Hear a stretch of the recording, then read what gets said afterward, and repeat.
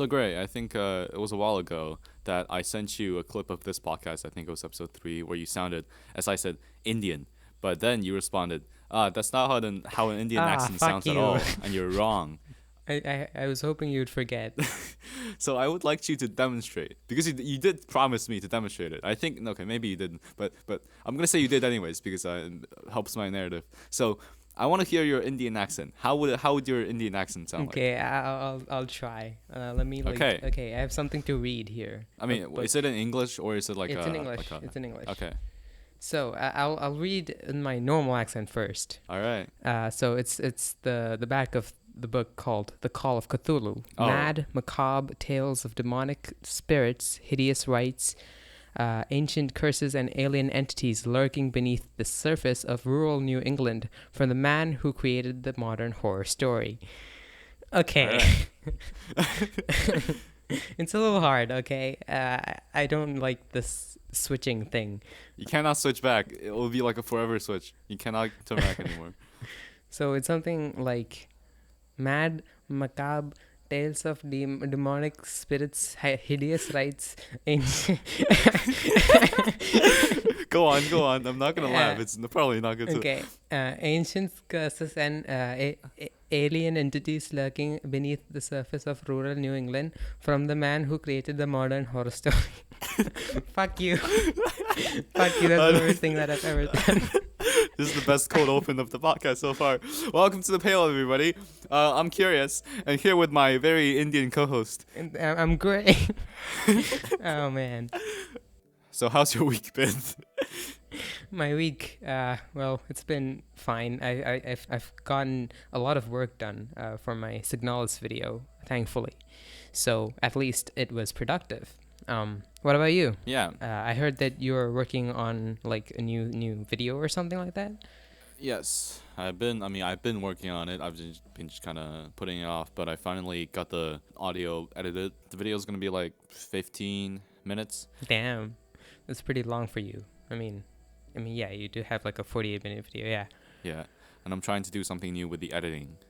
And Oh, nice. okay, so first of all, I want to ask you about the Signalis video, because last time we talked, you said that the issue that you had with it, what was taking so long, was the game footage, right? Yeah. Why is the progress so fast right now? Like, what happened? Did you figure out a way? I mean, mostly because, okay, I do call it the Signalis video, but it's not really like completely about it. I do mention Signalis at the beginning and at the middle and also by the end, because it is supposed to be like, I'm gonna title it Signalis for the views and shit, but it's about Evangelion and Uzumaki and like a wider theme of mind synchronicity and shit like that. But the problem I had is that Signalis is like an 8-hour long game. And yeah. When I was playing it, I did record because, nowadays I do record every game I play because I'm really lazy and I don't want to play a game just for the footage. I'm not like Tim Rogers, Yeah. So, but that footage corrupted because if you remember, I did change. No, not change. It was a while back. I had a PC problem and they had to reset my PC. And I did transport the whole thing, the whole folder into Google Drive, but for some reason it's shit. It does not work. It just says corrupted or something like that. And then I had to like go through YouTube and like other sites to find long plays of Signalis, and I found one that's like 7 hours long. And the problem there is that when I had personally recorded Signalis, it was in pieces, and so I could easily tell which video file had what. But this is like a singular video file containing 7 hours of Signalis footage, and I have no idea where what happens, and so I have to scrub through the whole thing in order to find the little thing that I mentioned for like 5 seconds, and that's the problem. That's what took a lot of time. But now, since I'm done with that shit, it's just the effects part, which is it's pretty easy, it's pretty breezy, and it's also very fun. It's like the best part of Easy editing. breezy. Yeah. I'm a Easy rapper, breezy. basically. That was the Azoken opening. How do you say it was rapper? What is wrong with you? Okay, like, I do not want to hear you talk about music ever again, man. Like, just stop. But in one of the last episodes of Purposes of the Pale, or I guess the previous name it went by, you did go on a tirade about the whole PC thing. Oh yeah. That was a whole saga. Yeah, it was terrible, but it's behind me, so it is what it is, I guess. One thing that I've noticed while I'm trying to make this new video is, man, it sometimes everything aligns and it works and it's fine. But sometimes I really hate scoring videos. That sounds pretentious, but like, adding music to videos. Oh yeah. Especially because my style, I've realized this because, I'm always watching YouTube content, so I always see what other people are doing, and I look at what I do, and it's kind of different. My stuff is like so sporadic, and there's a lot of like visceral reactions to it. Like when you read something and then you have this reaction of, oh, what the fuck, I would put that in the video. I will like record me saying what the fuck and put that in. You can see that a bit in the Oshino video.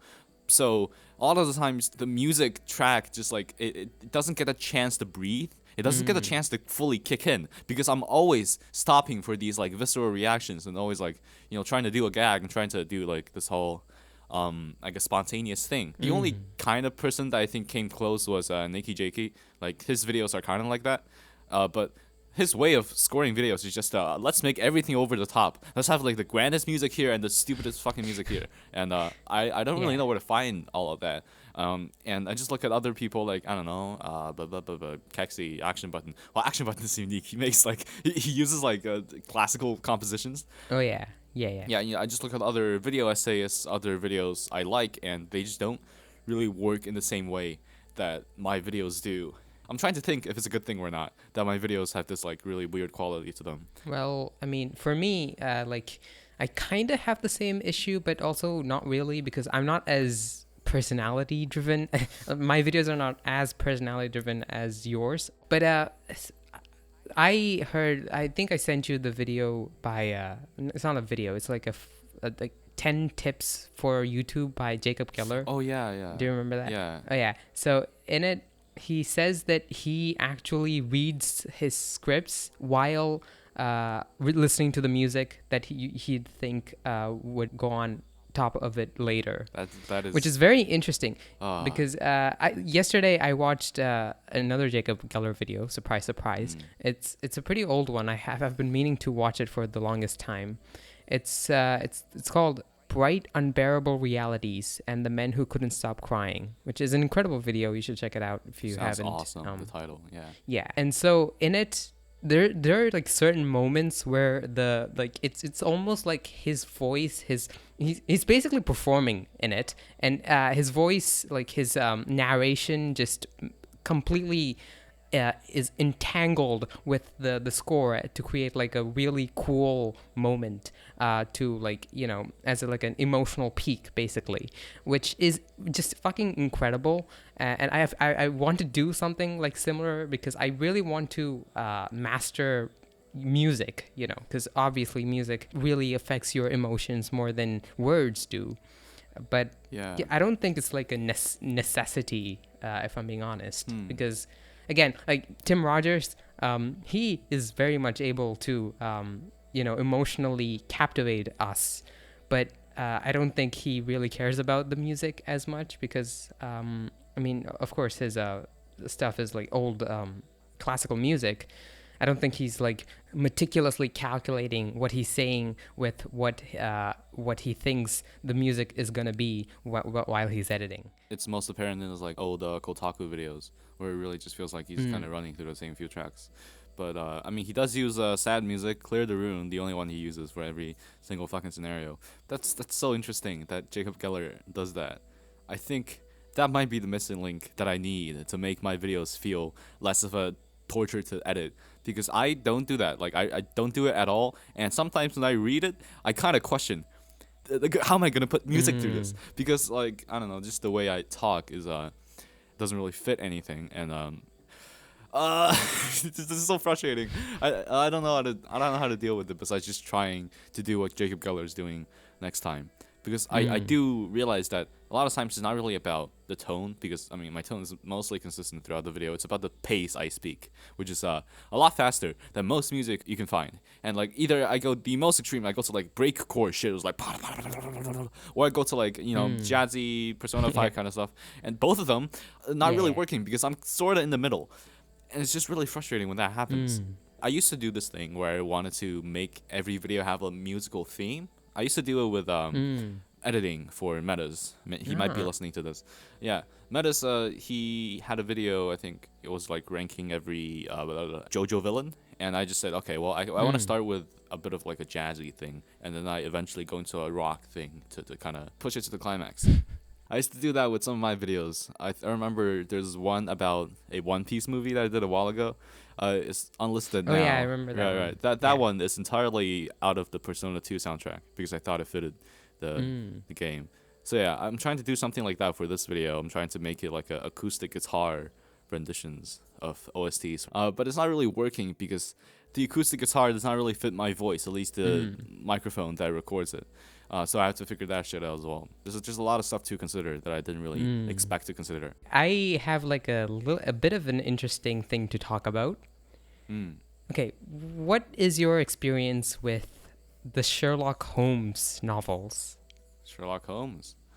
Yeah. I used to read them when I was a kid, and I read the first like ever. It's like something in red, right? It's a study in red or something like that. Yeah, a Study in red. Scarlet. Yeah, Study in Scarlet, because fucking pretentious British people.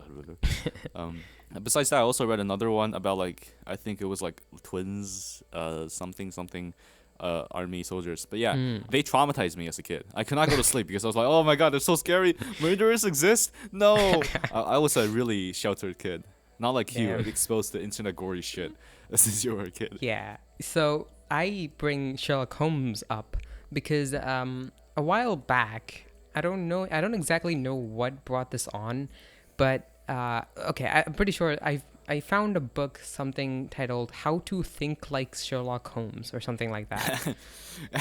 How to think like Ian Okoji from Classroom of the Elite. Exactly, it's basically the same thing, honestly. And I somehow I got this video recommended that's similar to the book. It's how to think like, or how to deduce like Sherlock Holmes or something like that. And then I slowly but surely fell deep into a rabbit hole of like a little sub community within YouTube that's based upon observation and deduction. Like what do you mean by that? What's the topics they discuss? So okay, yeah, most of the time, I mean, okay, yeah, some of them are like, the fucking fuck, I don't remember the word. Non-verbal signals. Yeah, exactly, maybe? exactly. Non-verbal communication and shit like that. And also, so okay, let me start at the very beginning again. So there's this channel called Art of Deduction or something like that, which they used to make videos about how to basically be Sherlock Holmes, but in real life. Okay. And it's like, go around and think about things, be mindful and shit like that. And then nowadays they have like a proper psychology degree, and they actually do kind of make good content, which is great. But they used to be in this like little circle of creators, including another channel called Observe, I think, which is dude who makes videos on non-verbal communication, which is they talk about micro expressions, which is basically a big like, it's just complete BS. If you didn't know. Oh, really? Yeah. Okay. It is. There's like a video by the YouTuber called Mooncat or something similar, something like that. MUNEKCAT. Mooncat. She made a whole like what is it called? Manosphere debunking video. Oh I yeah, think I yeah, watched that yeah. one. She makes like good stuff. She also made a video on this community of people. So they use these quote unquote scientifically backed methods to read your mind, basically. Not obviously not like psychic shit, but from micro expressions and body language, which they say are all universal and not culturally dependent or anything like that. They're all universal. That's fucking bullshit. What do you mean? Yeah, it's complete that's bullshit. so obviously bullshit. Yeah. Yeah. Like, but there's like this big community of people there, and they like want to be Sherlock Holmes, basically. Their like the main thing is basically finding a real life footing in like the character Sherlock Holmes. They're basically out there to prove that everyone can be Sherlock Holmes if they just put their mind to it. And then there is like a little bit of truth to that, because if I think I read this in that book, How to Think Like Sherlock Holmes or something like that. I did read it, and I'm kind of ashamed of it. But how long is it? Is it like Crime and Punishment length, and you read every page meticulously? No. It's pretty short, but also not that short. Okay. In it, the author talks about how Sherlock Holmes is actually based upon a physicist. I think not a physicist. A physician.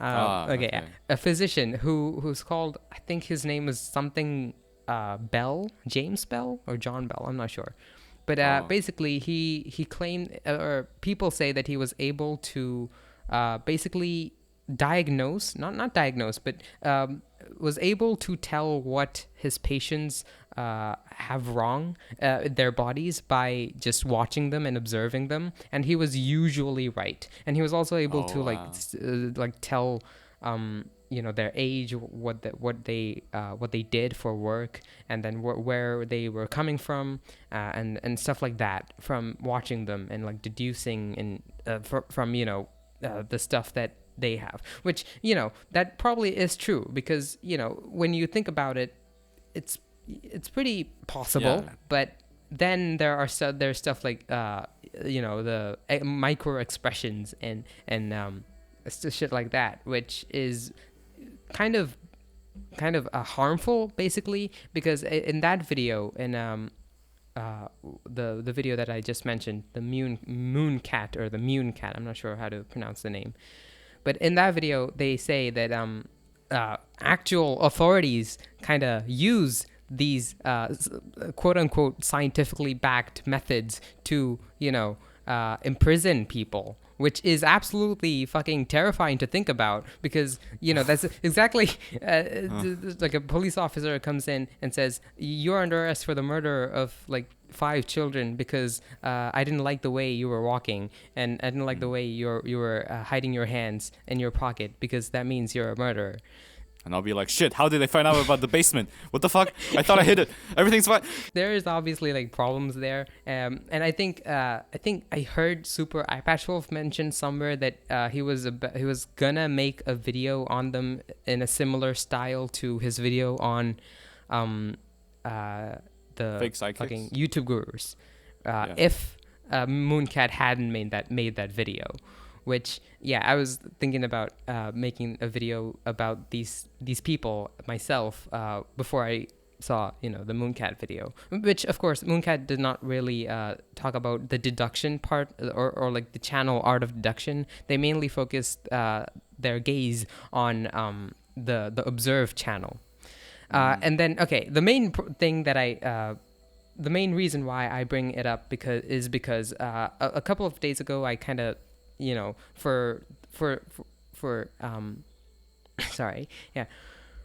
fulfill my curiosity. Shut the. Oh god, you're so played off with that shit, man. Okay. To fulfill my curiosity, I kind of did a little tour back to the rabbit hole, and then I found that there was this podcast. Of the Deductionists podcast or something like that. I'm not sure again. And then they start off fine. And I watched like one episode, and then they started off fine, and then they're like, actually we don't like we're very scientific and very rigorously academic and shit, and we don't believe Okay. in stuff like believe the women. No, we believe the evidence. That's the only. I love the idea of somebody thinking I'm very scientific. That's why I don't believe the woman. That's the only thing they think of. Jesus Christ, Yeah, that's dude. exactly it. Oh, that's so yeah, revealing. Yeah, exactly. That's exactly why I brought this up, because it's quite obvious what kind of people these people are, and why they are stressing on scientific, like evidence-based empiricism and shit like that. Because obviously, Ask them about trans people. yeah, I wonder what their ideas of trans people. exactly. Yeah, it's just a weird little community that I found way back in the day. And I mean, that channel that I talked about, The Art of Deduction, they're pretty cool, I think. Although their earlier content is incredibly cringe. Yeah, there's also I think.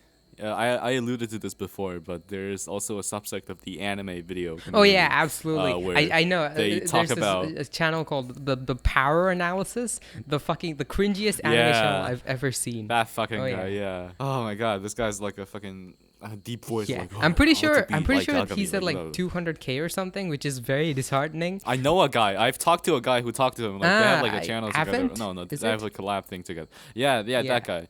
He also makes sort of like intellectual, similar-ish, yeah. anime characters Exactly. content. But he is more leaning towards power scaling, so that's better than whatever the fuck the power analysis is I doing, remember guess. one of their videos, the power analysis. They start off fine, and then out of nowhere, they just mention. You have to be careful while while searching for truth, because people who have searched for truth are behind bars, and then they show pictures of Jordan Peterson and Andrew Tate. Oh man, okay. I would like to believe that some people have found value through those videos. They do teach you general stuff about, like, I don't know, being a more, I guess, critical person. I don't know. I'm giving really like a good faith into this bullshit. But my point is, I think the people running these like things are like obviously ghouls and demons. But I hope that some people who are watching this can be like, I can take the good part and not the bad part, because event. I mean, yeah, hopefully, yeah, that is true. I mean, again, going back to like the observation and deduction Sherlock Holmes like subset of people, I do kind of like owe them something, because I have become a little bit more observant and like more inquisitive of my surroundings after like watching their stuff. And I do think like some of the stuff that they are teaching, the technical stuff. There's like one thing about how you can reverse deduce, basically, which is like a little exercise to get better at deduction, which is basically looking at something that's already happened, that what happened. For example, say a shoe covered in mud that you just wore, and you were walking through the mud and shit, and you know exactly why it's covered in mud, and then you look for signs that will be able to tell you that the sequence of events that could have happened. I mean, you still obviously know, but you look for it in order to know for the future what to look for. Do you understand what I mean? Which is a very helpful and like thought-provoking thing, and I think all of that shit is pretty good. But it is the ideology behind the facade, I guess, which is really interesting, like not morbid, but yeah, interesting in a. I think it's morbid. I think it's pretty morbid. Yeah. But yeah, ideology is a good word to put it, because ideology is what drives the Exactly. actions. And even though the actions can have good consequences, I hope, like Event, he has talked to me about, you know what? I think some people might take the power analysis videos and make them as better people or something. That tweet. And and I told him, well, I think they're a bit too far gone if they need how to talk like Ayano Koji to get them out of their depression. But, yeah, so, but if it genuinely helps, obviously, I hope those people the best and stuff. But fuck the power analysis. I'm starting drama right now. Fuck that guy. Him. Fuck that guy. I was actually I was actually about to make a video on like the power analysis and like the that Wow. circle of anime YouTubers. But then I realized that I have other things to do, better things to do. That's true. I'm not as spiteful as you are. Yeah. So What do you mean? What do you mean? You're like an unironic debate bro. Like I'm not that. wait, didn't you say that you started your channel out of spite or something like that in the first episode? Well, yeah, but you also did. You're like, weren't you also like, the masked man did this, so I can do that? I mean, kinda. But okay. Yeah. Okay. Don't put all the blame on me, okay? But speaking of starting drama, let me start another one right Okay. now. Better not me with me, because you have no chance, I- buddy. I'm pretty sure your audience hates you. Speaking of my audience, oh god, I'm gonna put the comment on screen. The one about the philosophist. Give me a I sec. remember. Give me a sec. Give me a sec. I'm gonna read it for the people at home watching this. Oh, that one's absolutely iconic. Indeed, from Mini Mino 9878. Watching this Amy actually inspires me to become a philosophist. And they misspelled watching and anime. They missed the N in anime, and they put an extra H in watching. Just the peak mind, the absolute intellectual peak of the anime community right there. I mean, like, you reap what you saw, man. I just wanted to talk about a popular anime. I guess this is the audience I attract now. Going back to the beef I was going to start, because I'm not confrontational at all. I'm a very kind Yeah, person. sure, There's sure, this sure. channel called Ban, Oh yeah. which is spelled BHAN, and he seems like a nice dude. Like he's not like a horrible person or anything, but his content genuinely like boils my blood. Yeah, it hurts to watch. It embodies. No, that's not a word. What did I say? embodies. You mixed embody and sodomize. I did. I want to embody a sodomy. So it embodies everything that's wrong about just general YouTube culture. Because obviously, where the video came from is Alex is insanely successful, forcing myself to read 30 manga video that he did like a while ago. So everybody's doing it now. Like he's not the only one. Ban and other people have done the same formula. But it is interesting to see, like, Alex said that he did those kind of videos because he wanted to get better at After Effects, which is interesting. Yeah. Because, of course, those videos are, like, not very well written, I guess. Yeah. Also, he says he's not gonna return to any Yeah, of yeah, them that's great, ever. Like honestly. yeah, that's great. I love that he has like greater aspirations than. Yeah. Okay, I'm not gonna be too mean. This is gonna be too. Ban, I think he obviously saw that and was like, okay, let's try to torture myself by reading a lot of manga and putting that in the video. But I don't know what's missing exactly. Maybe it's the audience interaction. Maybe it's just because 2000 is such a random fucking like number to pick from. I think I don't really want to follow everything that the Mr. Beast camp of like video optimization people say. Yeah. But they do say what's important in a YouTube video is to establish the motivation, establish why you're doing the thing you're doing in the video, and then pay it off. I don't know why he's doing this. Why is he reading every manga from 2000 just because he can? That's not a good motivation for me to watch your entire video. Alex, I mean, he wanted manga recommendations, and everybody recommended him hentai in his comment section. That's like funny. That's the thing, right? Yeah. His video had nothing, and that's not even.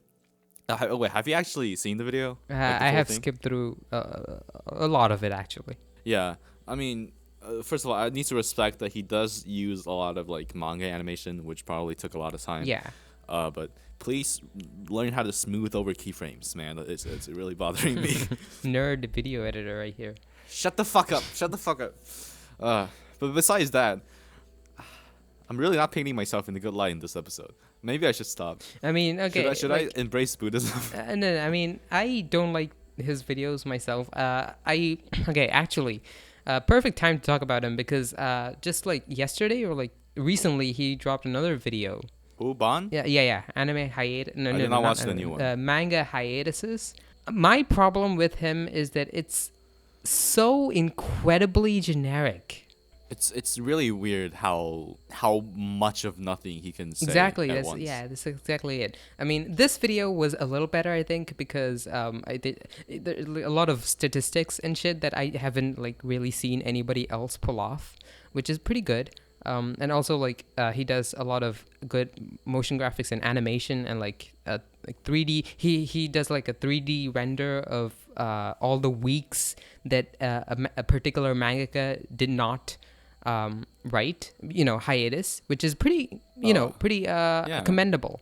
And I really like that. And I also like that he delved deep into the statistics more than, what you would write up on a Saturday night for the sake of it, which is incredible. But that's good. Yeah. Yeah. Like all of his other stuff, it's very easy to see what he's trying to do, which is my problem with it. What he's trying to do is like, get views and, basically be the next Alex, kind of. This video is better, definitely. But I should check that out, though, because I did not know that he made a new one. I was so pissed off by the other ones. But yeah, I think what he kind of alluded to is that just the way he expresses his opinions is really grating, because he explicitly says it like multiple times across the video, the manga recommendations, the 2000 manga video. He says, I don't like to think deep about stuff. And so I don't think about it too much, but it's cool. So read it. I'm like, why do I need you to tell me that? What's the point? What is the point of that? Like, if you're not willing to think about this thing you read, like, at least, Alex, he also doesn't have the most deep commentary, right? But he does convey visceral feeling pretty well, and it's obvious that he tries. He definitely tries to put his thoughts into words, and he openly expresses his struggle in that, because it's obviously not the easiest thing to do.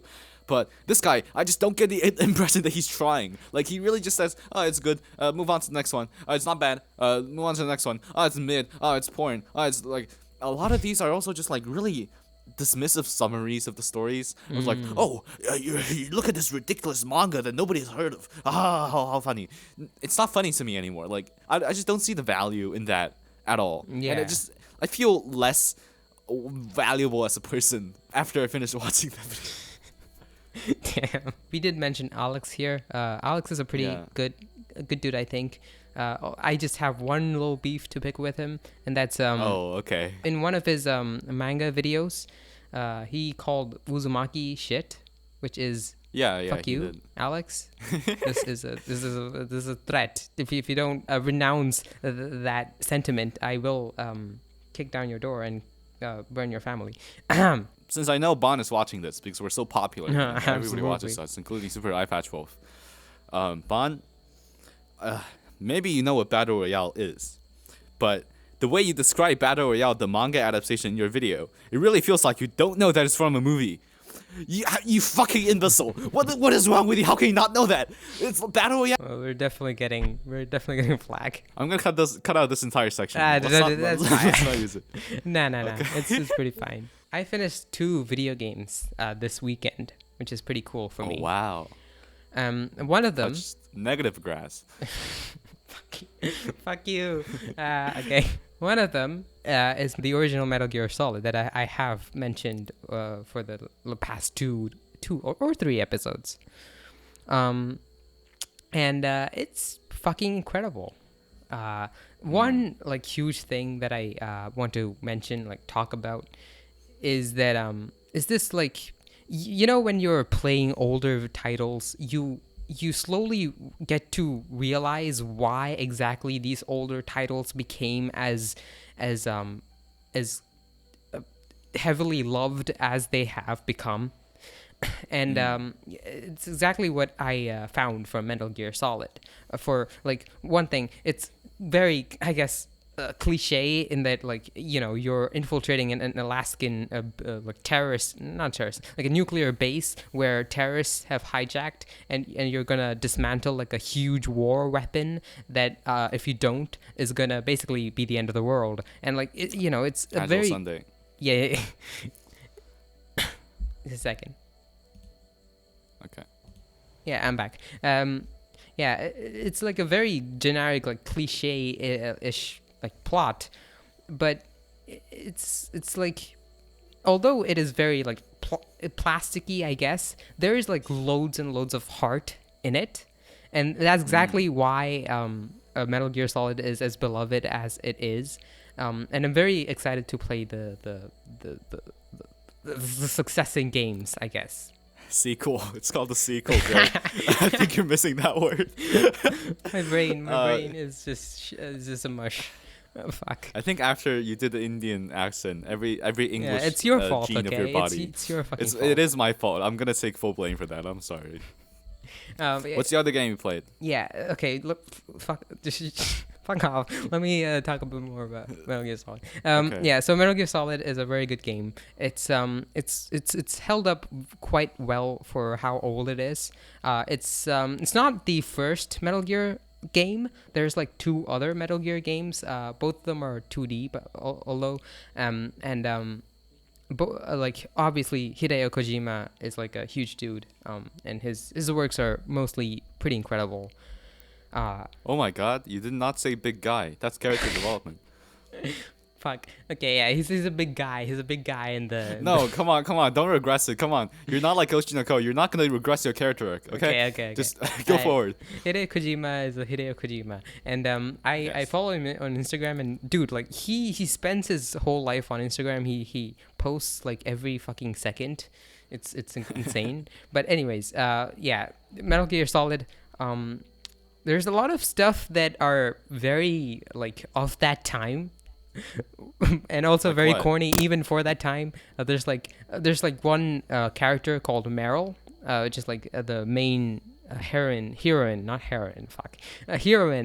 of of the game, of the story.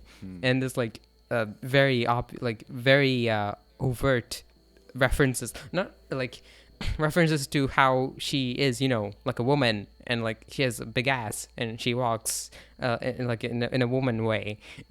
Oh my god, that's the 5-pixel ass I've been yearning for all year. Like seriously, there's like one shot of her running away, and then the camera as a close-up of her ass. It's like that one shot in that's like most shots in Evangelion. I remember that one shot of like Misato walking, and it's just like yeah. In end of Evangelion, remember that? Exactly. So that's exactly it. The whole thing is very generic, but also there's like loads and loads of heart in it. I'm repeating myself, obviously. And then the whole thing with the Metal Gear thing, like a lot of what do you call it? Social commentary, which I found very very daring for like a video game to do. By the end, there's like this little after the credit sequence, I think there's like this little sequence of how when you after you watch like a biopic, there's like in the end they basically have in text what the characters of the people. Yeah, exactly. So similarly here, they talk about how in the the real world outside the game, there's like actual nuclear warheads that are still rotting away somewhere just to it's really. Yeah, it's pretty daring for like a video game. That at least I found it so, and I really really like it for that. And also the whole thing is a very, I guess, Metal Gear Solid always has been pretty overtly political, and a lot of sociologically relevant stuff, which I find again really incredible. So where does the funny name Psycho Mantis come in? Oh yeah, Psycho Mantis is also from is like a boss in Metal Gear Solid, pretty early boss. Okay. It's a pretty incredible boss, especially when you realize how it was supposed to be received way back when the game actually came out. I obviously played it on PC, so I couldn't really experience the whole thing, the whole entertainment extravaganza that was Psycho Mantis. But basically, when you're playing Metal Gear Solid in like I think it was the PS2 that it came out in, or PS1, I'm not sure. It was some console, right? In it, he can basically read your memory card. So wait, that's in the first game as well? Yeah. He can I basically. thought that was in the second game. No. It's in the first game. He can read your memory card, and basically he comes in and says, "I'm Psycho Mantis. I can do psychic shit." And then he says, for example, "You have been playing Castlevania, haven't you?" Which is just fucking incredible. I can already imagine like if like someone in the 90s plugging in their Metal Gear Solid, and then seeing this, they probably have their mind blown. Although They would it's not come. Like, yeah. They would come to that. Although if you see his face, you probably would not, unless you're actually into that stuff. I thought it was in the second game with Raido or something. No. But it's wild that it's happening in the first game on the there's PS1. also other stuff where he basically tells you to put down your controller, and then he does some animation, and then the controller vibrates, which is holy shit, dude. And then damn. halfway through the fight, you know how you would originally play Metal Gear Solid on a CRT. And you know how when you change the channel in the CRT, it'll and if you know when you're playing and then you accidentally change the channel from the CRT remote, it would show video, like it's like a little screen. Hideo Kojima actually put in basically the same thing over the gameplay, and then so you would think that Psycho Mantis actually changed your channel while fighting you. And then there's other stuff where I think in order to even beat him, he can basically read every move, and he's basically invincible unless you actually unplug your controller and plug it into the second port. Unless you do that, you can beat him, which is all fucking incredible because obviously the developers actually really knew what they were working with, what hardware they were working with, and they were ready to push the limits of what is possible in it to the extreme, and kudos, really, it's incredible. 1998, man. Yeah, they're doing this shit in 1998. Yeah, it's really fucking cool. Man, that's wild. Yeah, Metal Gear Solid. You've probably seen the ending of Metal Gear Revengeance, the fight with Armstrong. Nanomachines, son. And then Metal Gear always has been pretty overtly political stuff. And then in the end of Revengeance, you basically kill Trump, and then you basically rip his heart out and crush it. So it's pretty just incredible. like my Japanese animes. Oh yeah, and then obviously Otacon is there. Otacon, that's the character. Pretty incredible all throughout. A 10 out of 10 easily. Although I did give it a 4.5 because the controls were incredibly painful to go through, to navigate. But yeah, it was fine. It was pretty good. I see. Yeah, interesting. The next video game that I finished was Marvel Spider-Man Remastered. I don't care. Okay. Spider-Man is a huge part of my life. You fuck you. I'll do the same thing when you're talking about, I don't know, fucking music. I can't think of anything. Okay, yeah. I have perfect taste. What can I say? I finished Spider-Man thing, and I give it a two stars on Backlogged, which I need to clarify. Spider-Man is a very, very entertaining game, but I'm gonna be that guy and say it's very propaganda, if you know what I mean. And it really... He's literally not a cop, though. He's a vigilante hero. Yeah, that's exactly my point. He should, in theory, he should be against the cops, or against the state at least, because, he's a vigilante and cops don't like him and all that shit. But in this game, you're basically sucking every cop's dick ever. It's very cop.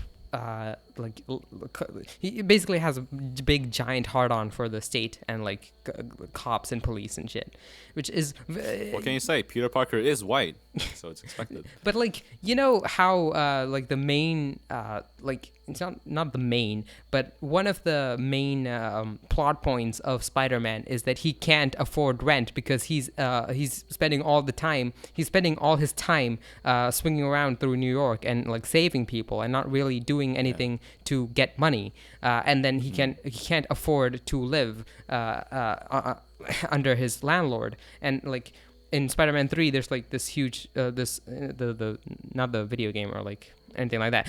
I'm talking about Spider-Man 3, the movie.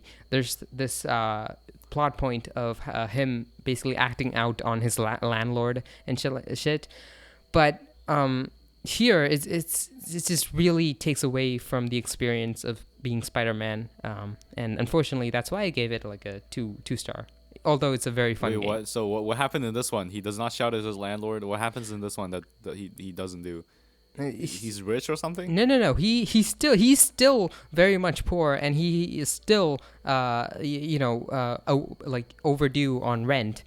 But for some reason, he's just like very much okay. There's this video that called him a class traitor, and that's exactly it. You know what? I think we should abolish politics. A cool game, but propaganda.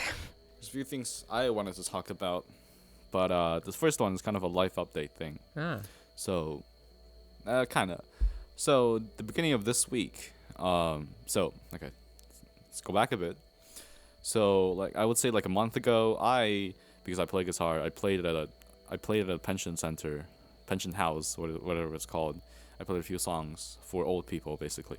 I think I've told you that. Oh yeah, right? I did. Yeah, you did. Sorry. Yeah, and yeah, I did it. It was fun. It was cool. It was just a thing I did to have a chance to get better at guitar.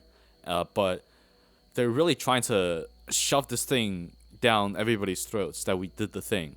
We had to do like a whole presentation in front of the school that we went to this place, and we had like an hour of things to do with them. And they also have this monthly vlog thing they do with the principal, where like principal shows off accomplishments of the school, and like I am forced to be in it somehow, because I played a song or something. It's really wild, and because personally I didn't think it was that big of a deal. I played 2 songs, and that was it. Nobody else did much of anything. Like people also, some people played like flutes or something, but everything else was just really bad. We had to organize some other stuff, but like nothing went well.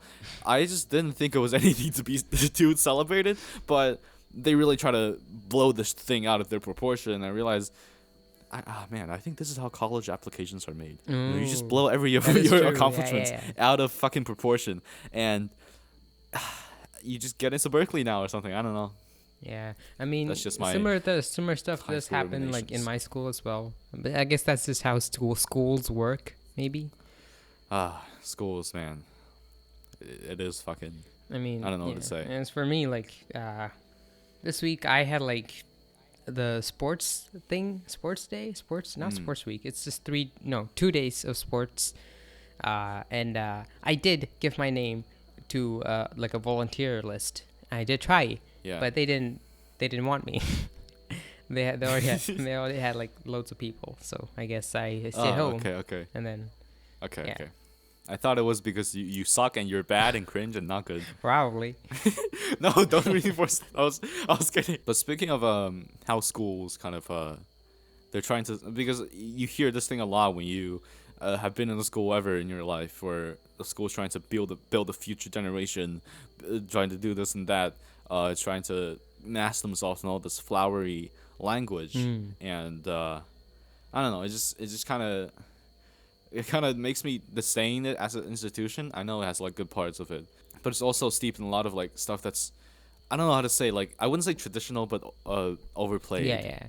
Like, I mean, I don't care that my school has good parts in it. I just hate it nonetheless. So. Yeah, and I think it leads to something I was thinking about. I mean, I'm pretty much always thinking about this because of my position personally.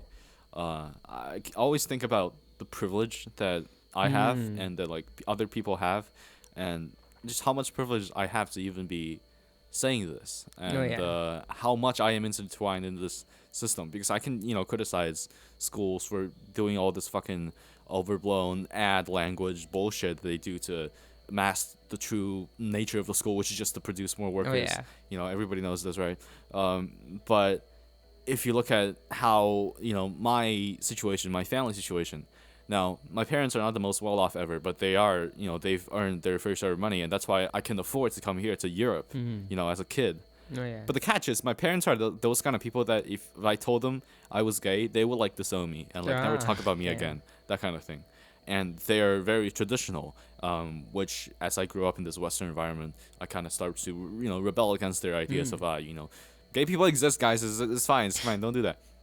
Yeah. But I also deep down realized that yes, they have these traditional values that might not align with the ones I have right now, but it is because of these traditional values that I even get to exist here in the first place. Because if they don't have strong family values, even though that's been like the sort of like, I don't know, fascist dog whistle now, it's really sad. But yeah, if they don't have like really strong family values of this is what I'm supposed to do as a man, as a wife, as a husband, as a father, then I probably would be somewhere else in the dumps. So I have to realize that the reason I can even make these quote-unquote socially conscious critiques of society is because I've been brought up in a traditional environment where I'm secure and everything's okay so far.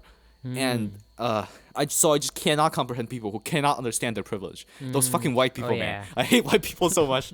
Yeah, those people who are like, you know what? I think this world is too harsh on white people. I think, they have racism towards white people now. I want to strangle every single one of you. I want to and put. No, don't put that in. Don't put that in. I'm gonna bleep that out. It's fine. Hopefully, Jesus. Nothing happened. I said very nice things. I just wanted to bleep out because you don't deserve it. You don't deserve it. Okay. Okay. Okay. Let's. Do you have anything to add to that? Okay. Let's not do that. But also realize our privileges and self-reflect and think about shit. Okay. Yeah.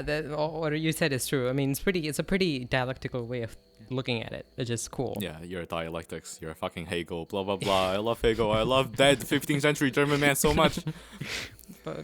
Fuck you.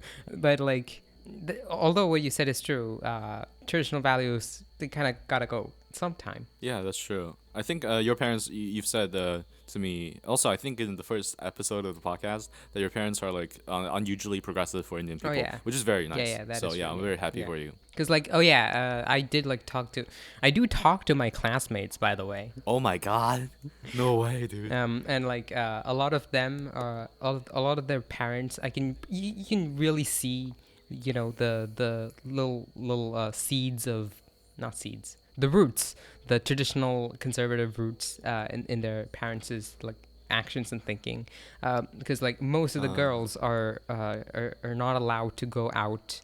Like they're generally not allowed to go out past like 6 p.m. maybe, and also 6 p.m. Yeah.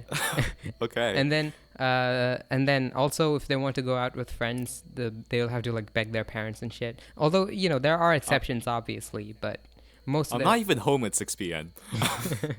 yeah, it is stuff like that. And this like some of them, they like hate going to their home because and then they love their school precisely because they don't really have anything to do at home, and also because they feel not restricted, but like they don't feel fully themselves when they're at home, which is really sad.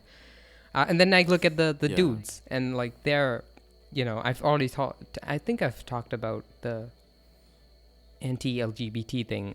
Did I? I'm not sure. You might have like in private, but not really on the podcast. So pretty much every single dude in my class is like really homophobic and transphobic and shit. Bigoted basically. Yeah. And they're bigoted. They don't watch Jordan Peterson or anything like that. They have literally no idea what gay people are or like what transgender people are. They just do it because it is what it is. It's really fun to like beat down on like minorities, basically. Yeah, marginalized communities. And then I look at them, and they're like incredibly like free, like free as in like their parents, even though they are also as conservative and like as anti-progress as the parents of the girls. It's precisely because of that they are free in ways that are like you would find not good. People in the West. Yeah, it's just I don't know. The traditional system favors a certain gender, so that's just how it is. Man, it's depressing stuff. Yeah. But I feel like it's important to acknowledge that. Yeah. To get a clearer perspective. But I still hate everybody. Don't do what I just did, okay?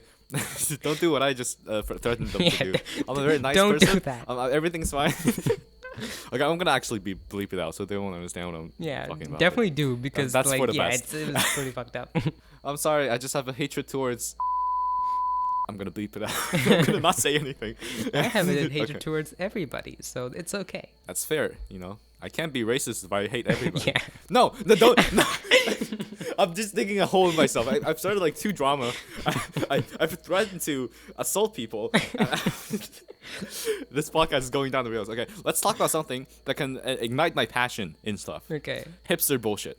And the first hipster bullshit thing I want to talk about is the album by Neutral Milk Hotel yeah. called, you know what it's called? In the airplane over the seas. I love you, Jesus Jesus Christ. Jesus Christ, I love you. Oh yeah, I really like that track. Yeah. Yeah, after me threatening his family 2 times, he finally caved and listened to this album.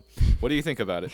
Okay, yeah. So I listened to it a while ago and I thought it was kind of but then I and then I came back and I listened to it out of nowhere. And then I fucking love it. I've been listening to the whole thing over and over again for a while. I mean, I would definitely agree. Like, it's an album that needs some time to really sink in. It has a very specific aesthetic. Yeah. That's kind of what I really love about music. Like, obviously, you know, shows can do this as well, but music just has this like sonic landscape to it that every album sounds different and feels different in a way that, you know, movies can do that in their own ways, but they cannot really do that in the same way that music can. Yeah. I mean, music can, and that's so fucking awesome. But yeah, I agree. It also had to grow on me for a bit, but once I really got into it, it's like, goddamn. It's literally my favorite album. If you didn't know, it is my favorite album. Yeah. Just from how much I've listened to it, I mean, I love a lot of my favorite albums kind of equally. In Rainbows, So Lucky by Slowdive, Twin Fantasy, and Aeroplane. Yeah. But just because of how fluid everything flows together in Aeroplane, I've listened to it the most. It's also 40 minutes, but it feels like an entire movie. Oh yeah. Somehow. Yeah. Yeah. And I Have you looked also, into the story of the album? Yeah, exactly. I was about to say it's like they wrote it after reading Anne Frank's diary. Which is like very weird, but also like very endearing to think about, and also like reading the lyrics and like what he's saying. I've never ever even thought of someone like making an album based on that, nor have I ever imagined I'd ever listen to something like that, which is, you know, incredible. I think Jeff Mangum, the singer, the mastermind behind Neutral Milk Hotel, he's just a very emotionally kind of sensitive person in that way. And that's why, you know, I think the report is that after he read the book, he cried for 3 days, right? I think I might have told you. Which is just, you know, it's kind of like, you know, in our current culture, it's like, ha, ha, ha, ha, imagine being emotionally vulnerable, haha, we point and laugh at people like that. But it's genuinely incredible. That he can feel so much for this kind of, you know, a person that's, you know, 60 years ago, was dead 60 years ago or 50 years ago. Yeah, and that thing. And also, if you read into the lyrics, it's not really about Anne Frank. He's not really writing in the perspective of Anne Frank or something. You know, he mentions her, but it's mostly like, you know, around, like Anna's ghost, all around, that kind of thing. And I think what this album is more about is about childhood and tragedy. So like, you know, Holland 1945, for example, the song in the middle of the album, which is one of the more aggressive ones, she says like the only girl I ever loved, you know, it was basically describing this kind of loss in childhood. And I think she just used that perspective to kind of, you know, fit into Anne Frank's story. So I would say it's a broader exploration of those really intimate feelings. Absolutely, yeah, but the way, you know, Anne Frank is incorporated is obviously amazing. Yeah. And then the What's your favorite song? Stains the mountaintops. It did actually stain the mountaintops. What's your favorite song though? Probably, okay, like I have 3 favorites, I guess, and all the others are incredible, but like these 3 I listen back to back, I guess. It's the track that's named the same as the album, in the Airplane Over the Sea. It's called the title track. Yeah. We call it the title track. Yeah. Oh yeah, fucking that song, music nerd lingo. Fuck you. Title track is not music like nerd lingo. It's just a logical way to call something. You dumbass. You big dummy. Big guy. Stupid.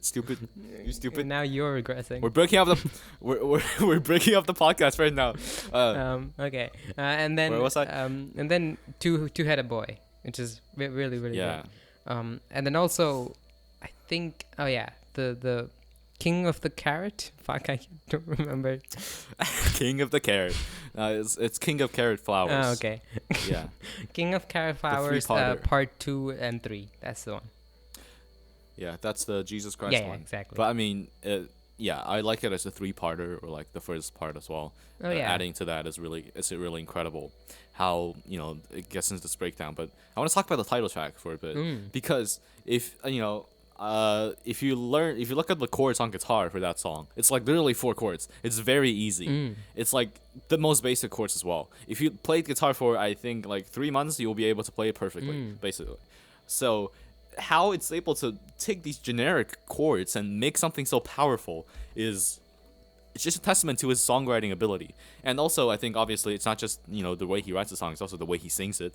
Jeff Mangum's voice, man, his voice is so unique. Like I've never heard anybody sing like this. Oh yeah, absolutely. So it's absolutely incredible. Oh yeah, and like there's it Two-Headed really Boy, which reminds is, like, me of. I mean, I don't know if I'm the only one, but like it reminds me of like, what do you call them? Like the sailors singing? What the fuck do you call them? The sailor singing. It's like Shanty. Yeah, exactly. Shanty? Sea shanties, Yeah. I guess. Yeah. It really reminds me I've like never- his voice, like his voice reminds me of like songs that are that style basically. Yeah. I think it has this folksy feeling to them. It's a very folk influenced album. Yeah. Also psychedelic influences there. I'm just rambling about genre terms. Yeah, it doesn't matter too much. But yeah, there's also Two-Headed Boy. Definitely, I think the most catchy song maybe. Yeah, probably. For me. Yeah, I guess. Yeah. That song's a bitch to learn on guitar, not because the chords are hard, but because he strums so fast. Like, yeah. I've been trying to learn the entire album on the guitar, except for the ones that are like purely instrumental. But yeah, let's talk about the instrumental palette on this album, which I think is really fun. Okay. The What? Instrumental. What is wrong with palette? that? Yes, that's how it's called. Go ahead. That's how people say in the reviews and stuff. Like, You uneducated fuck. I can't stand talking to this guy, man. So obviously the primary instrument here is the acoustic guitar, but there's also a lot of other instruments here that are really weird. I think in making this album, they had to use something called a one key piano. It's a piano with only one key. Yeah. That's pretty self-explanatory. Yeah, it's just one key, and it's some like obscure instrument that like nobody cares about, but they started using it for like I think it's either Ghost or Hollow 1985. It's in the background or something. Other prominent instruments are like the singing saw. Do you know the singing saw? No. Singing saw. It's a saw. Okay.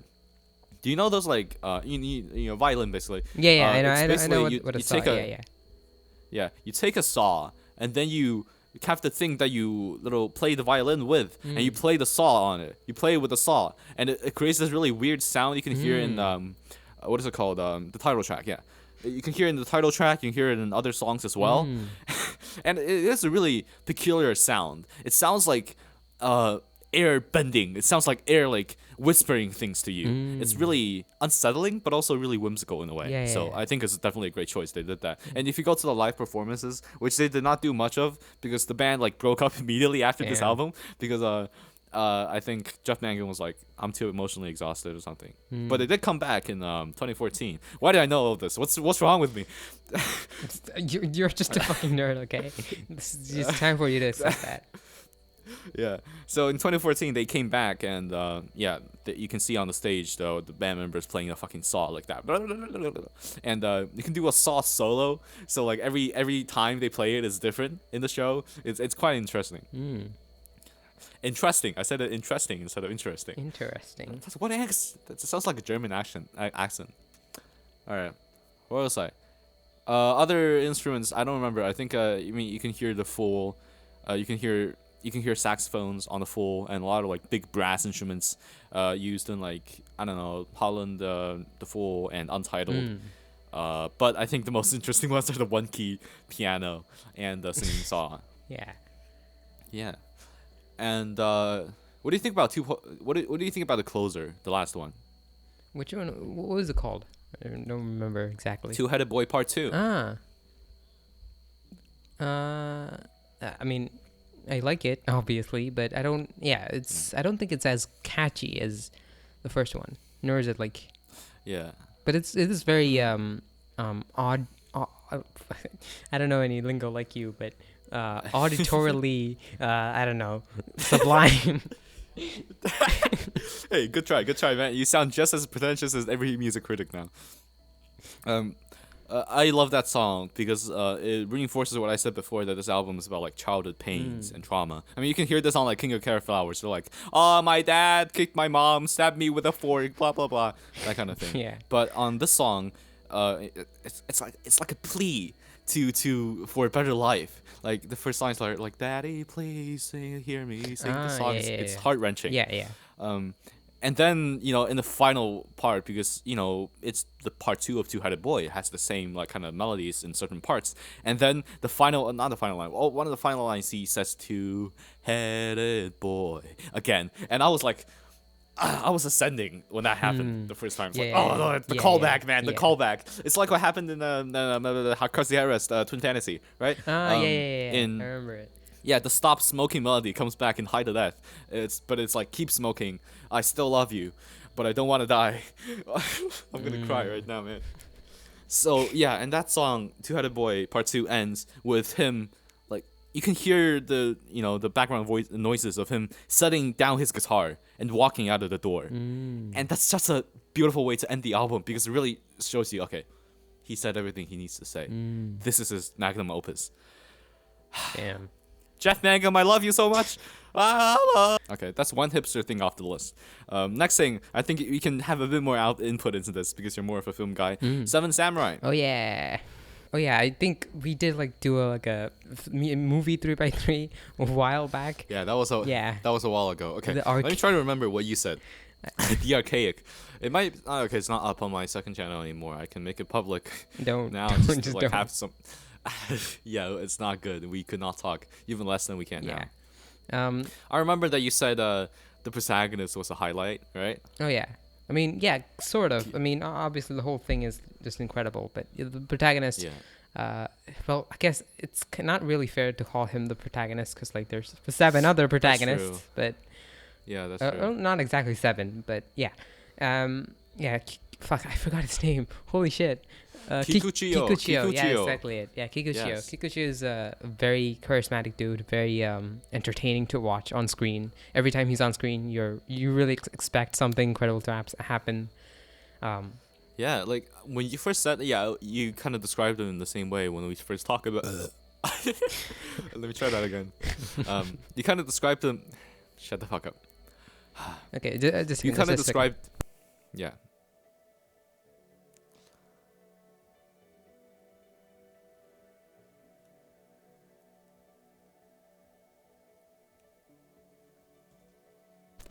Yeah, go ahead. Okay, yeah. When you first described Kikuchiyo as like charismatic, because you kind of used the same words last time we talked about him, I was expecting a guy who's like charming, nice and cool and suave. This guy's a fucking animal, man. Oh yeah. And that's awesome. That's really awesome. Yeah. Yeah, I get reminded of like that one scene at the waterfall where like everybody's watching him like try to hunt a fish down, and that. He's so jubilating like a monkey. And the first time you go through, it's like, oh, okay, good character. But then you go through it the second time or watch like certain scenes back, you're like, wow, he acted all of this out. It's so good. It's such a great character, such a great performance this guy put on. It's he's played by Mifune, right? Yeah, Toshio Mifune. Oh yeah. One of the like best long-term actors, collaborators of Kurosawa. Yes. I thought you were gonna forget the Kurosawa's name. That wouldn't be something because I'm not as a pedantic nerd as you are for music. Okay. This is my hunting call. But yeah, Seven Samurai, incredible movie. I also talked about how it's like a really nuanced analysis, I guess. I don't know, examination or something of how class works and shit. You remember that? Yeah. Yeah. Yeah, that's true. it's honestly, yeah, it's a very nuanced way because it doesn't represent any class like, oh, this is the bad guys, Yeah, these are the exactly. good Yeah. guys. It's all so intertwined. Um, Obviously, there's the the peasants who are really suffering and the samurai class, but none of them are like perfect people, and they have their faults. And the way these two castes intermingle in the story is very really impressively done. Yeah, exactly. And by the end, And also like especially the class ending, man, roles we need to as well. yeah, class roles. Like, what are they supposed to do? They're not allowed to marry or like have relationships. Yeah. Between castes, Yeah. which is just. And also like, but yeah, I by wonder the what country end. also has that. Oh yeah, I mean mine too, but instead of class, it's caste. No, I said no. I was referencing India. It doesn't. We don't have caste in China right now. I was referencing my own country. I said instead of class, instead of caste. Yeah.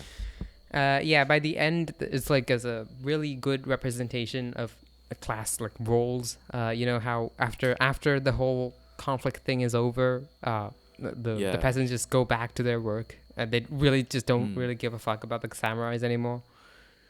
Yeah, and I mean, you can interpret it in different ways. Oh yeah, absolutely. I guess spoiler warning, but like spoiler warning. We should probably put it somewhere. Or I'll put like a screen or something on screen. Yes. Yeah, you can interpret the ending in different ways, right? Like they do have the 4 like monuments, 4 graves of the samurai, Oh, yeah. and they have their Yeah, like blades there, and you can see that as okay, the villagers are gonna live, their memories are gonna live on. But also, you look at how the villagers are like reacting. Exactly, They're not really that's sad it. at all. Yeah. And yeah, it just makes me wonder. Like, I think the movie is trying to present like this kind of traditional, I guess, samurai narrative of traditional samurai narrative of okay, they die, but they're gonna live on as legends. You're gonna die a legend, just like in Night City in Cyberpunk 2077. But there's also the other side of, will the villagers care? Is everything in vain? What did they actually accomplish here? And just presenting that in a movie like this is just absolutely fascinating. Yeah. 1940, what is it? 1952, 54? 50s, yes. Yes, 50s, man. Wild. Yeah, absolutely. I have not seen any of like the Clint Eastwood westerns. But I don't know if they have like this level of like moral complexity in them. I'm just gonna guess. Honestly, I don't think so, because I know like a couple of them. I haven't personally watched a lot, but like I know a couple of them are mostly like saving women who are trapped and shit. Damsels in distress. Yeah. But let's go back to a bit other stuff in the movie. Technically speaking, I watched the Every Frame of Painting video on Kurosawa that you sent me like a long time ago, and yeah.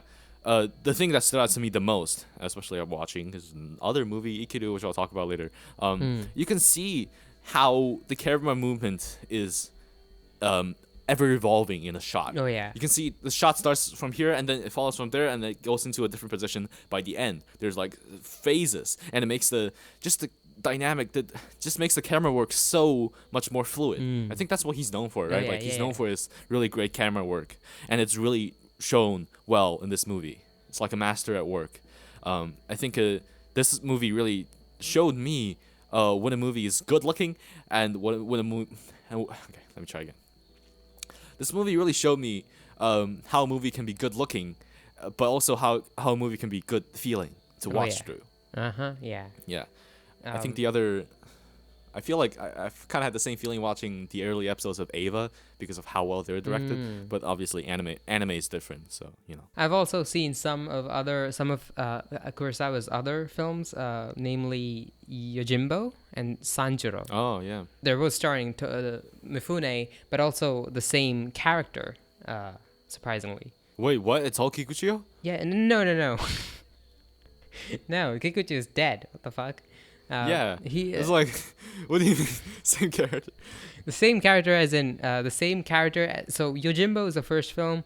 It stars a character who's like a wandering, not really a samurai, but like a really capable swordsman, but also a really smart swordsman, who basically takes advantage of stupid people who are, stupid bad people, basically. Very entertaining, but also, it's the same guy in the second film, which is called Sanjuro, which I think is his name, Sanjuro. which I think is I called see. 30-year-old or something. Not exactly sure on the translation there. But yeah, they're both. And then I've also seen another Mifune film. It's It's the film that's an adaptation of Macbeth or Hamlet. I'm not sure. I'm pretty sure it's Oh Macbeth. shit! Oh god, I know it's on the tip of my tongue. Oh no, It's I'm forgetting. Yeah, but like he did adapt something yeah, like yeah, that. and yeah, Shit. both of them are like incredible films. Not both. All three of them are incredible films, but especially the latter, the Macbeth adaptation. There's like this scene. Obviously, in the play itself, there is like an account of trees moving, or like the whole forest moving in the play. If you're aware, I think you are, aren't you? The play is called no, the movie is called Throne of Blood. Oh yeah, Throne of right? Blood. That's exactly it. Do you know anything about Macbeth, or like for English I class or don't. something? I really don't. Ah. I don't. So yeah, in it, from at least from I heard this from my grandmother that there's a particular account of a forest moving, inside the play, which is not really a forest moving by itself. It's people using the trees to make it seem like the forest is moving because they're in a battle, like war basically. And it's actually shot like the thing happens in the film, and it's one of the greatest scenes like I've ever seen. And then all of the like the final act of that film is just fucking incredible. With the and Mifune is just incredible as well. And yeah, as I was saying, I really want to watch. absolutely, you should really watch wanna it. watch I more think of I want to watch all of his films at some point. Same. I remember, I think I did tell you way back when, but I don't think you remember. But my parents like to watch obscure foreign films, or at least obscure. No, as you in, did not tell me such a base thing. What the fuck? Oh god, I'm so jealous. Yeah, they do like to watch obscure, or not really obscure, but like, I mean, it's not obscure for me now, but obscure. It's gonna be like, good day, come watch this video obscure for the movie called Avengers Endgame. Have you ever heard of that? I mean, it's them who actually, who I think all three of us, my mom, me, and my father, we watched Come and See for the first time. Oh yeah, And that's then- a Russian movie. Yeah, Oh, yeah. about war, right? Yeah, yeah, you should watch it. yeah. And then we've also seen a lot of other stuff. We've seen that one film. I really don't remember the name, but it stars Roman Polanski. It's about a guy who's dead, but he is arrested and shit. It's an incredible film, but yeah. Okay. Obscure foreign film, basically. And then we watched Dreams by Akira Kurosawa way back. That's a really late one, right? Yeah, it's a pretty late one. It's a color film. Okay. And there's like this one scene. I really don't remember anything from that movie except for this one scene that is ingrained into my brain, and I think I don't think I'll ever forget it. It's like this kid who sneaks out of his house to a forest where some kind of like ritual ceremony parade is going on, and then there's the scene of these people in costumes and masks doing a little like a peculiar movement, moving peculiarly in a parade, and that scene is just ingrained into my mind. It's very uncanny, but it's also just incredibly mystical, and yeah. Wow. Yeah, he's basically he's basically molded my like media liking thing, my media taste. Aesthetic preferences. Yes. I think that's what you mean. Yes. I'm the fancy words giver. More about Seven Samurai though. I think even though it's not a colored movie, it also has many of those scenes where like I look at it as like, holy shit. Like if this was like full screen, it would still fit as a blockbuster. Yeah, like one of the best movies. If it still came out today, it would be a masterpiece. Oh though. yeah. I mean, so many great scenes. I brought up all the other stuff in order to get into the fact that his composition and scene scene crafting are all like top class, master class. Top notch. Yes. Master. Yeah, it's really incredible. Yes. Yeah, I loved every second of it, honestly. yeah. Even though it's long, it's 3 hour long movie, and the way he I think this is also brought up in the every frame of painting video, but the way he uses environments, the forest, the trees, the rain, because like everybody's soaked in rain in this movie because they don't have umbrellas, I guess, in the countryside. So like, everybody's soaked in rain, and when the rain scenes happen, it's just the vibe is amazing. Also with the fight scenes in rain, especially that those two things combined, the action scenes are sometimes really hard to follow, but also many times it's very well shot. Like it really feels tense, and it's impressive, especially because like adhering to the period this movie is set in, the tools they had was stick. Nothing else. They had like 2 guns. That's it. So make that interesting, to make like that feel grand, is an accomplishment. I mean, absolutely. 54, they had like nuclear bombs. They had that thing already. It's like, okay, let's make a movie about stick people fighting, about horses. And they made it really engaging. Also, one last thing. I think it comes back to I think the reason why those scenes are engaging is because how well Akira Kurosawa uses crowds. Right, like there's always many scenes where crowds of people. Oh yeah, like, I was about to say. Oh, absolutely. He's like he's incredibly well trained on like how he directs his people and like how people move, especially. Yes. Yeah. Yes. Again, it's not every frame of painting video. I'm just referencing it all the time. But yeah, there's like a people flow theory where like the people are kind of parts of the composition, not just the scene, not just the angle, but how the people are placed there. That's very, very true for that movie as well. Yeah. It's something that you really notice when you're watching his work. And also, I did not expect I expected that the writing would be good, right? How we would have good themes, because that's what I heard about this movie. But I did not expect the characterization to be so on point. Like every single character, even though their names, I'm bad with names, but like you can tell which one is which kind of samurai. Even though there's so many people, and by the end, even like a lot of the villagers, they take on their own character, and they have like relationships built up, and there's many incredible scenes in this movie. The monologue from Kikuchiyo about the cast, that was obviously a highlight. But one of my favorite moments is when a character dies. The first character dies. And everybody's grieving, obviously.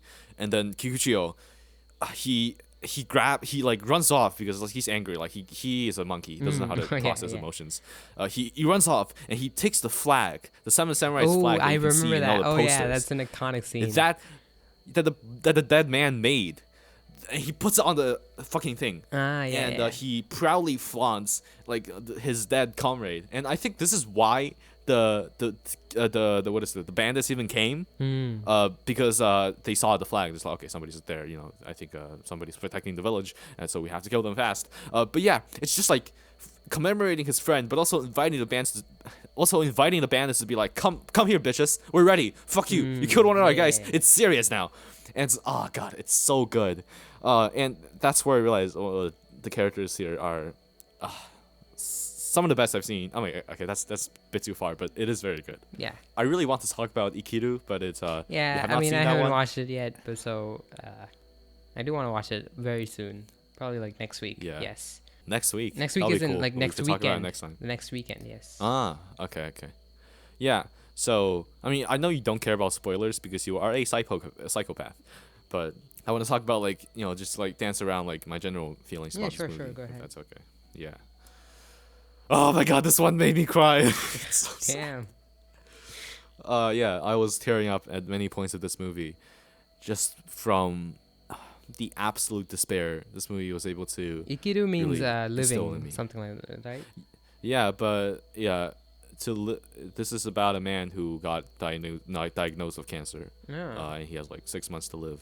Damn. And yeah, at large, it's a critique of like how society, how like Japanese bureaucracy wears people down into husks of themselves. And he comes to the realization when he's, he knows he's gonna die soon.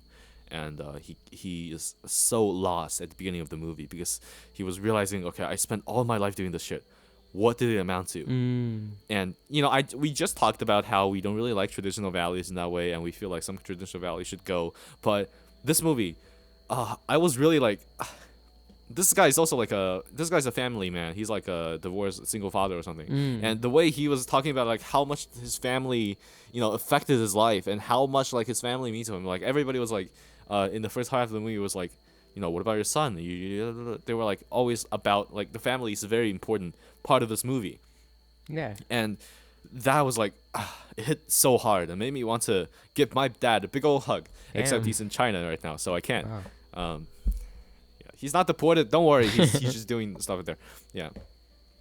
But then, I really don't want to spoil it. But the way he eventually finds, what it means to live, is absolutely, like it's like a life lesson. It's like a life lesson. This movie is not a movie. It's a life lesson.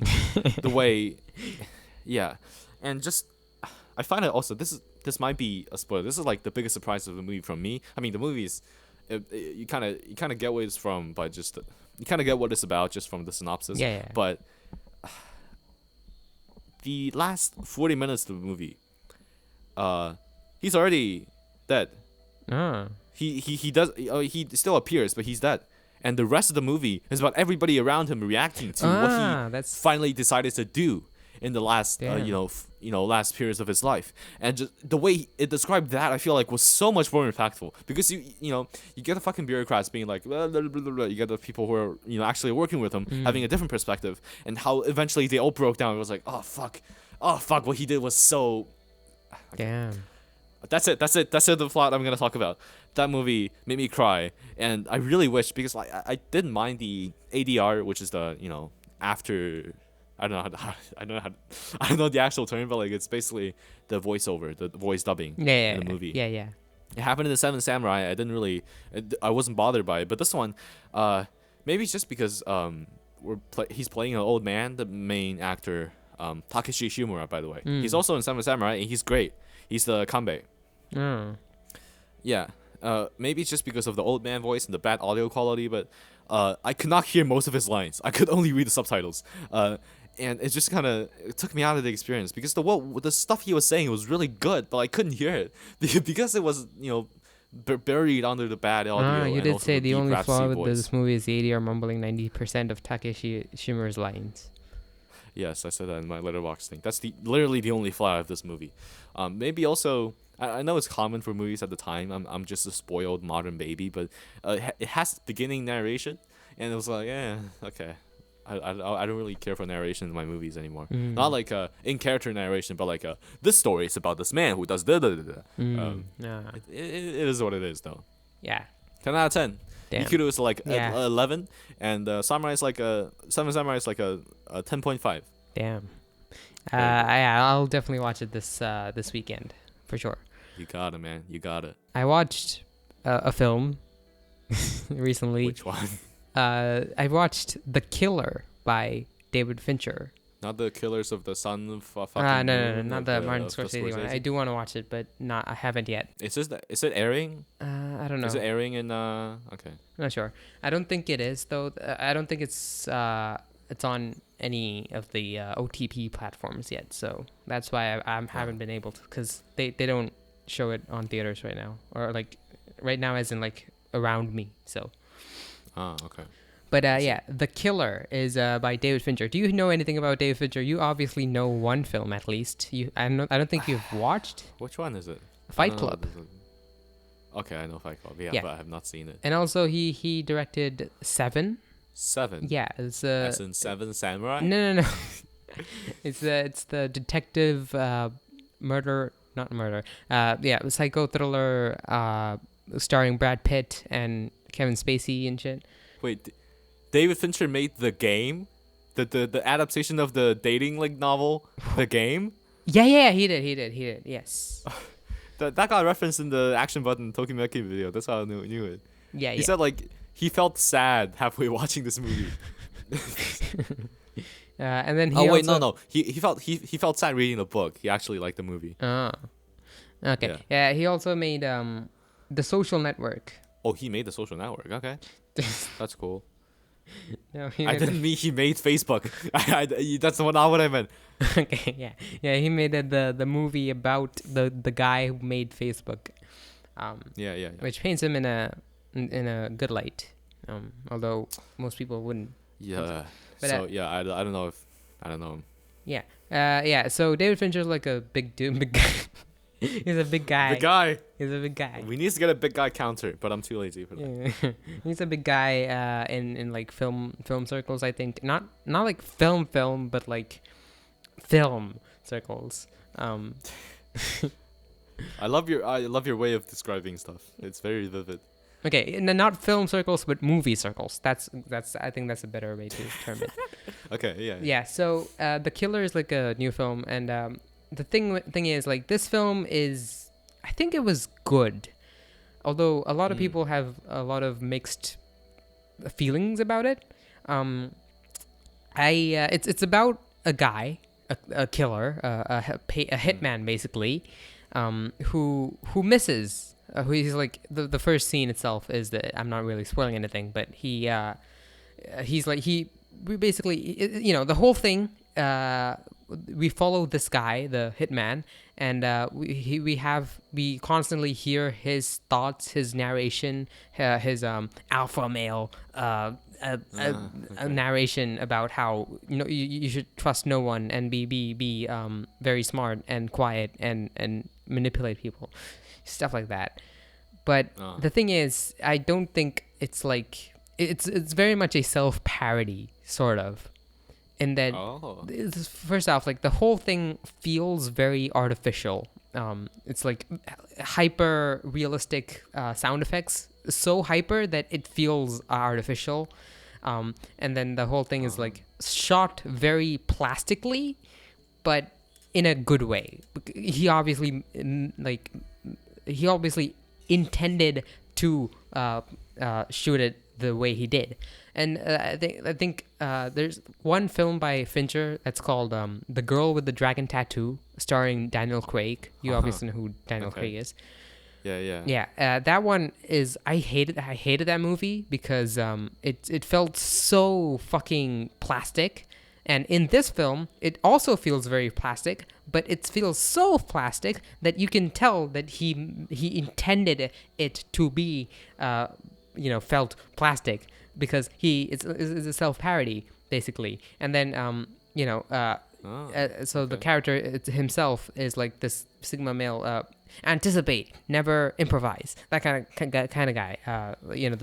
Basically the exact kind of guy who would make observation and deduction videos on YouTube if he existed. And then he misses. He's like a sniper. He's trying to shoot this guy, and then he builds himself up as this big guy, and then he misses. Okay. And then the rest of the movie is him dealing with the consequences, basically. And I really liked it because it's a very good self-criticism, self-parody, as I've been saying a lot.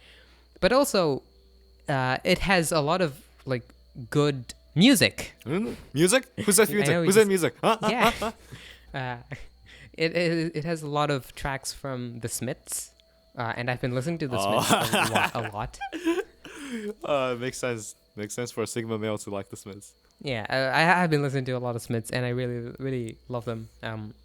In particular, I've been listening to I forgot already. Well, I Wonder, which is a really I guess, I don't know, really captivating, in that I put it on my phone and I went to bed, and I don't know how to like convey this feeling, but it was like I was in like I'm very sure you won't get the reference, but there is this bridge between Sense Fortress and Undead Parish in Dark Souls.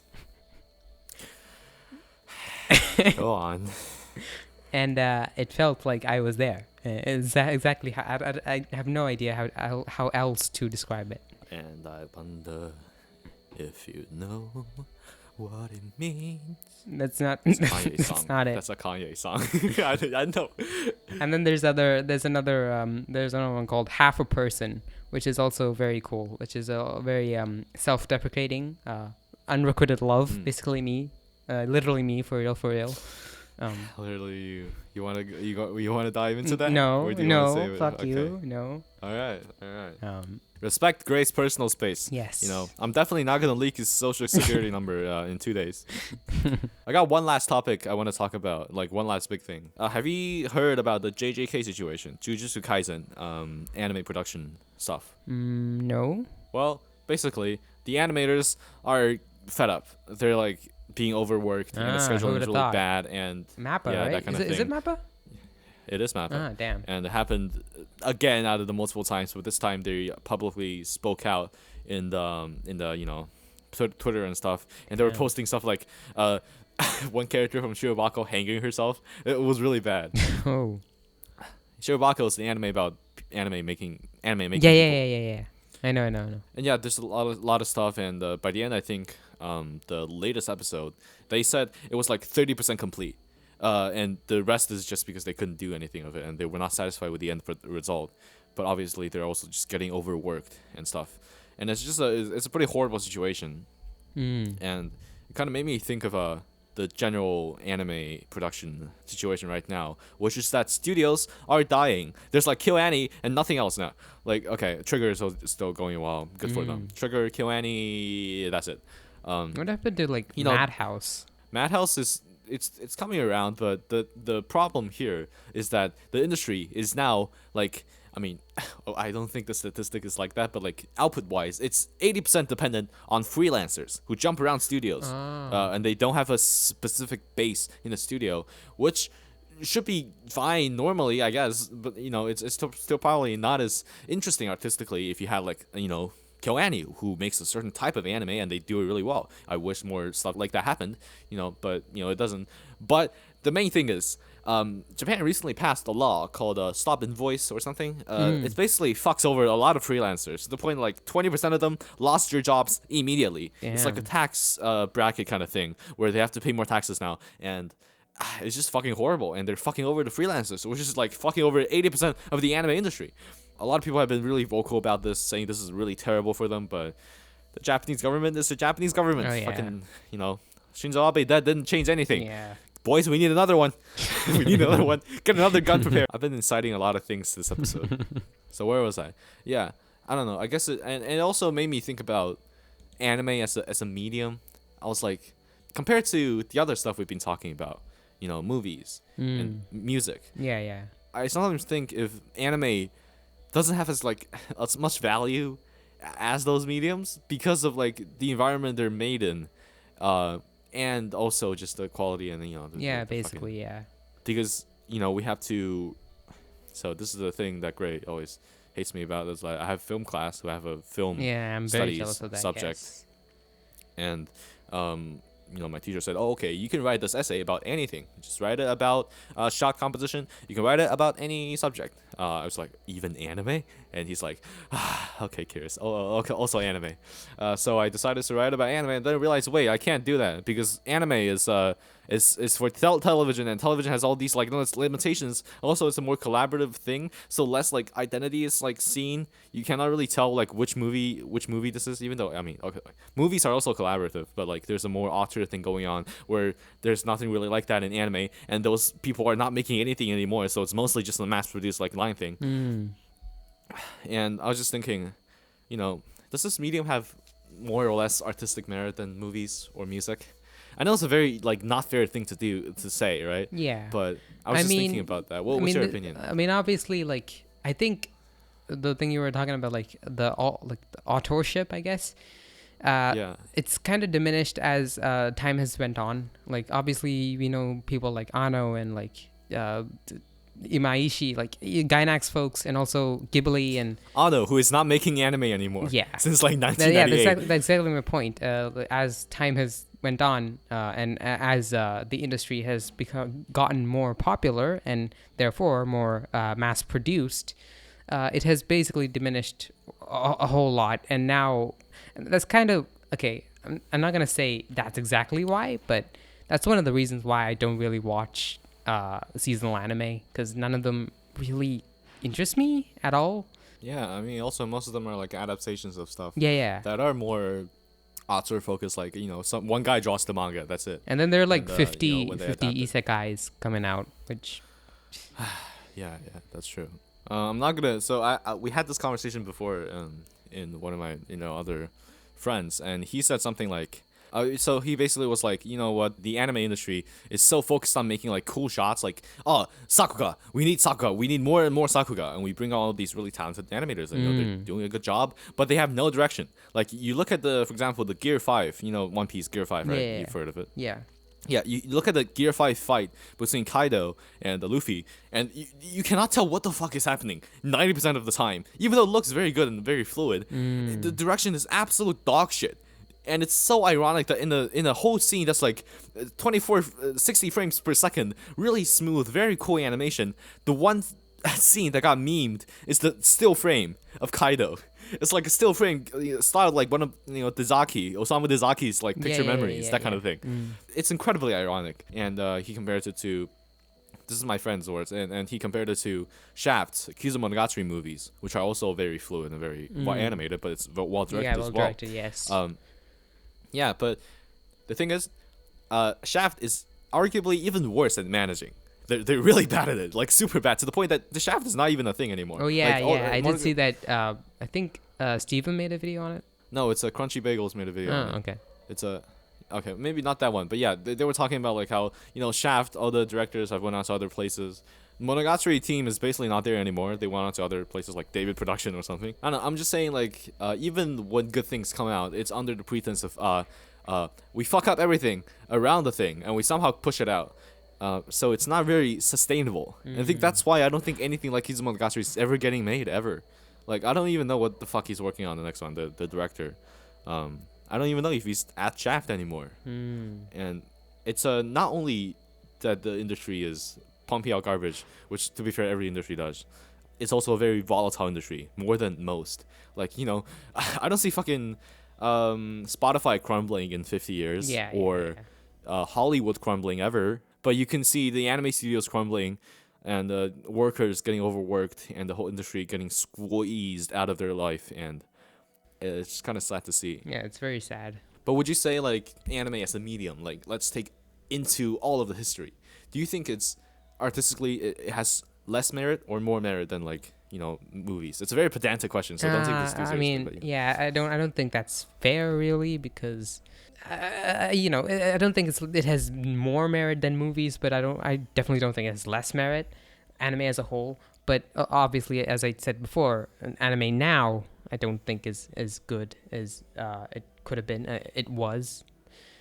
I mean, merit, artistic merit. I mean, obviously, it's like, it's a different medium than movies. I don't think it's very fair, but I mean, I do get what you're going for. I don't know. I think it might just because I'm kind of sad because anime YouTube's merit is down in the fucking dumps. Oh yeah, it's not working at all. Yeah, Everybody's absolutely moving no on. merit. Yeah, we're all in hell and we're all burning. So too bad it just kinda makes me- I'm not anime tube, so I'll be out of it one day when I start talking about music and I make my 4-hour analysis on a 40-minute album, like in the Aeroplane over the sea. I'm looking forward. But before that, I still have to do my thing. I want to focus more on auteurs in the future. This one's kind of, I have this one guy called Aka Akasaka I've been focusing on in my recent videos. But after that, I also want to talk about people. After that, I also want to talk about people who are, more good. People I like. Yeah, more good, like Naoki Urasawa and Nisio Isin. Ooh, Urasawa's Pluto is airing, or did air? Yeah, it's not airing because it's a Netflix thing. It dropped a batch thing. Isn't it like pretty well received? Did you watch it? I've read the manga. I know it is like one of his best received works. I mean, I was talking about like the anime adaptation itself is pretty well received, which is I think so. People are saying it's really good. By the way, surprising fun fact. So, that Mappa was spawned out of Studio Madhouse. Yeah. Because the founder of Madhouse was like, you guys are making commercial shit now. I don't care. Go, bye. I'm making this weird studio called Mappa, and we're gonna make movies like In This Corner of the World, which is about World War II and bad things happening.